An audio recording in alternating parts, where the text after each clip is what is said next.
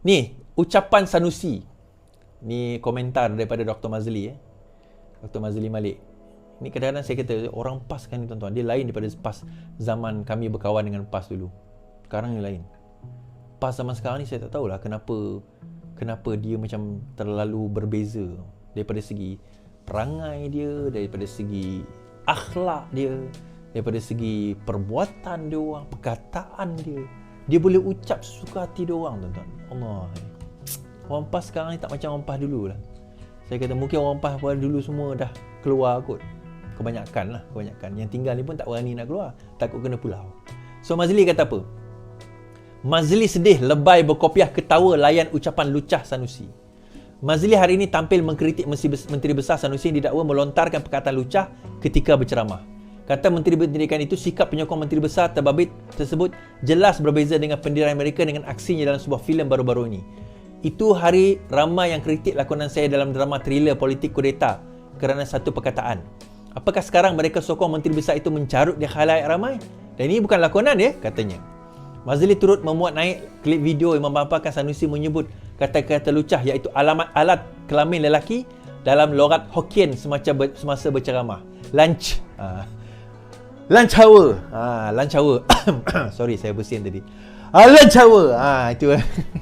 Semasa Malaysia Kini turut melaporkan ahli Parlimen Bukit Bendera Syarlina Abdul Rashid membuat laporan polis terhadap ahli jawatan kuasa PAS berkenaan.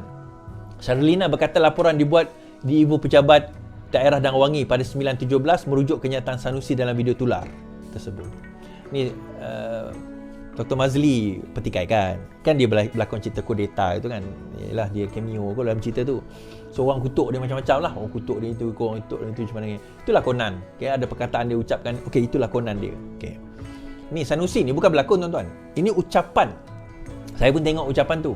Saya nak sebut pun tak berani. Tapi itu ucapan dia.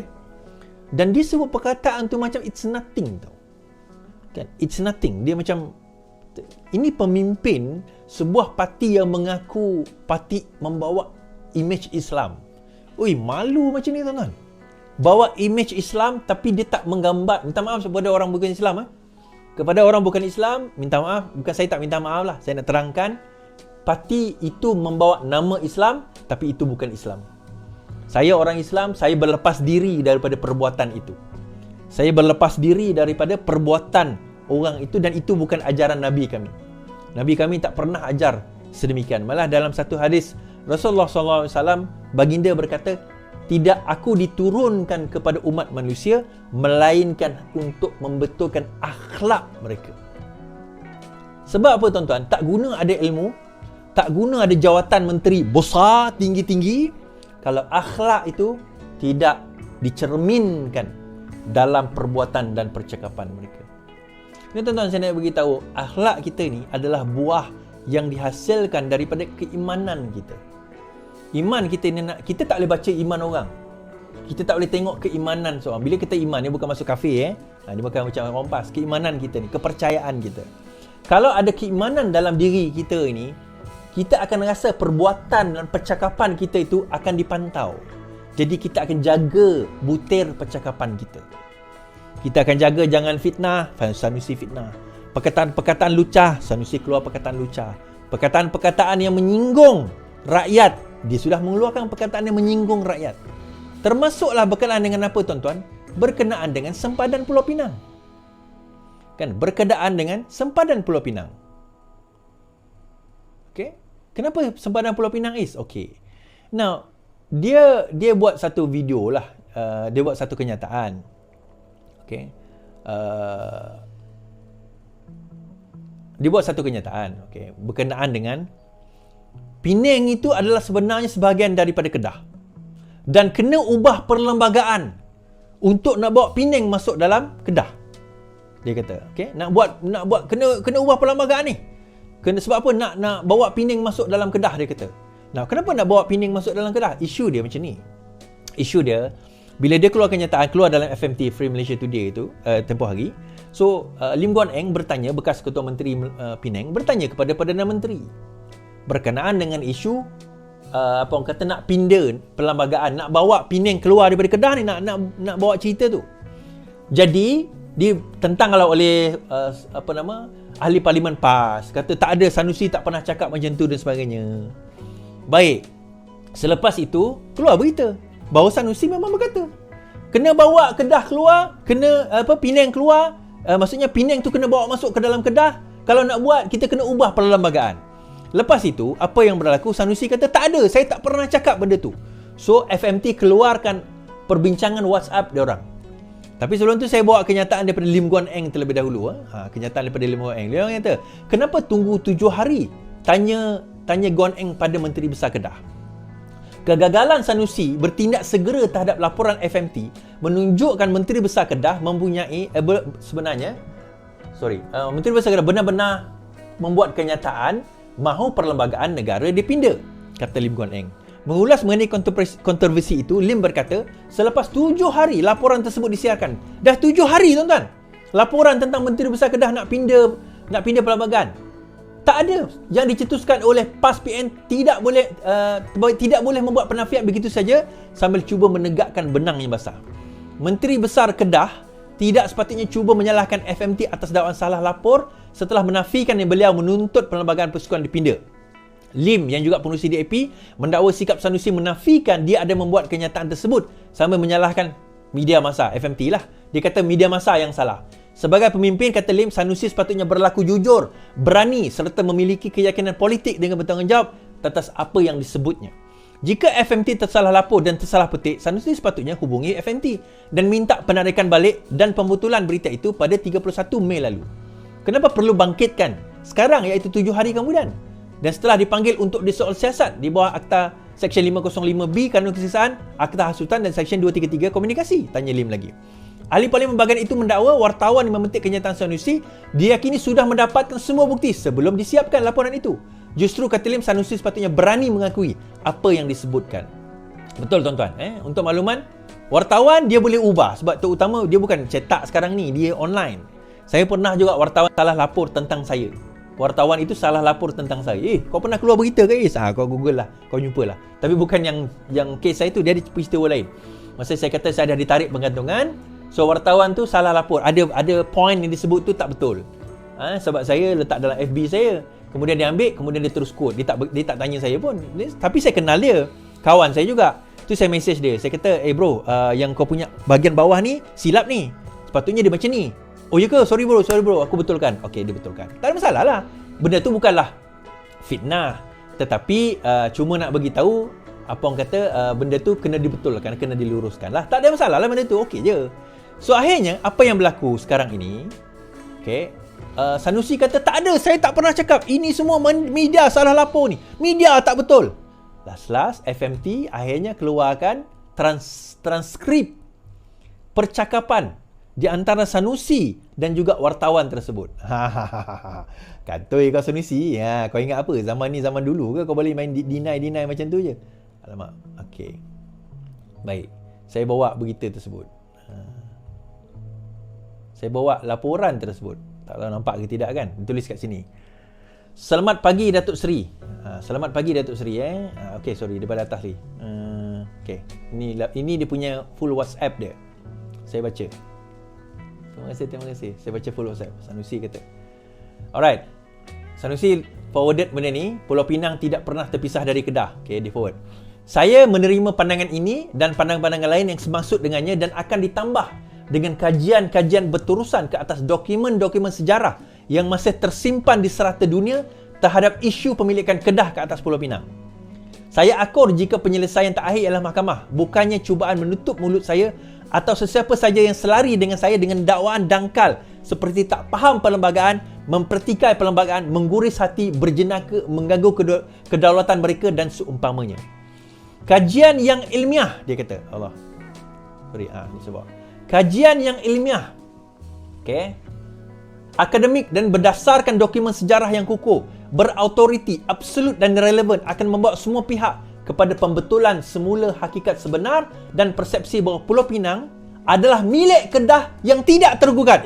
Bahawa Pulau Pinang adalah milik Kedah yang tidak tergugat. Ini WhatsApp dia. Jika saban tahun kandungan perlembagaan dipinda di Parlimen mengikut proses dan prosedurnya di sini. berdasarkan keperluan dan kehendak semasa, mengapa pula satu penemuan yang kukuh hendak diketepikan hanya kerana adalah isu kandungan perlembagaan? Sejarah yang dijulingkan oleh pihak-pihak yang berkepentingan perlu dibetulkan oleh generasi yang ada kesedaran untuk mengambil tindakan demi kebenaran dan menolak kepalsuan. Yang tak boleh pindah atas dunia hanya Al-Quran dan hadis saja. So dia petik ini je tuan-tuan, Al-Quran hadis tu. Khusus untuk Yang Amat Berhormat Perdana Menteri yang memetik kononnya mengatakan antara lain ialah perkenan Sultan sudah mengikat kedudukan semasa Kedah Penang, saya nasihat beliau menggali asal-usul atau sebab musabab bayaran pajakan Pulau Pinang dinaikkan daripada 10,000 setahun kepada 10 juta 10,000 setahun pada tahun 2018. Kemudian wartawan tu reply, "Selamat pagi Datuk Seri, terbaik. Datuk Seri, selamat tengah hari. Story akan keluar tak lama lagi. Nak cek sikit. Pindaan kepada perlembagaan yang Datuk Seri masukkan adalah takrifan negeri-negeri kan? Terima kasih." Okey, wartawan dicek. Okey, kemudian dia kata, terima kasih. Kemudian dia pun forward. Penang a sovereign state under the federal constitution, says Ram Kapal. Kemudian ini kenyataan Ram Kapal. Ram Kapal kata, it cannot be denied that Penang has already been recognized as one of the states under the Federation of Malaya that is enshrined under Article 1 Sub 2 of the Federal Constitution. Furthermore, Article 71(1) of the Federal Constitution, read together with the 8th Schedule of the Constitution, also guarantees that each state has its own state constituents that provide for its own state government, including the state of Penang, he said. Saya translate kepada seluang-seluang. Tidak dapat dinafikan bahawa Pulau Pinang telah pun diiktiraf sebagai salah satu negeri di bawah perlembagaan Malaysia. Dan itulah yang termaktub di bawah perkara 1 Fasal 2 Perlembagaan Persekutuan. Kemudian di dalam artikel 71 Fasal 1, dalam perkara 71 Fasal 1 di dalam Perlembagaan Persekutuan dibaca bersama dengan jadual ke-8 perlembagaan juga memberi jaminan bahawa setiap negeri mempunyai perlembagaan negeri masing-masing dan menyediakan kerajaan kepada negeri masing-masing, termasuklah negeri Pulau Pinang. Ini kenyataan Ram Kapal. Kemudian Sanusi reply, apa saja kandungan perlembagaan yang boleh dipinda? Okey. Takut tak nampak. Besar sangat. Saya kecilkan sikit.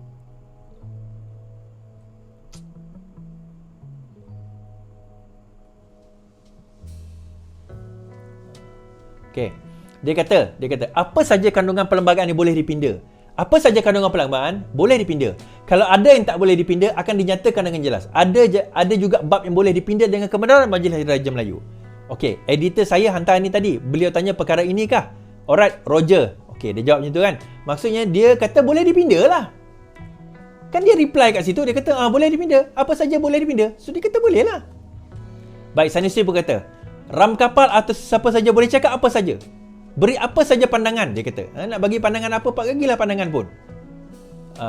Boleh sandar kepada apa saja selama tak salah adisional. So am I, dia kata. Excellent, sir.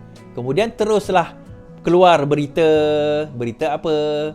Amend Constitution to show Kedah owns Penang. Kata MB Kedah. Pindah perlembagaan untuk menunjukkan bahawa Kedah memiliki Pulau Pinang, kata Sanusi. Kemudian Sanusi pun, selamat petang Datuk, apa khabar, sihat? Ni nak tanya sikit bab PC Datuk tadi. Sebab dia buat PC, dia kata media telah memutar belitkan kenyataan beliau.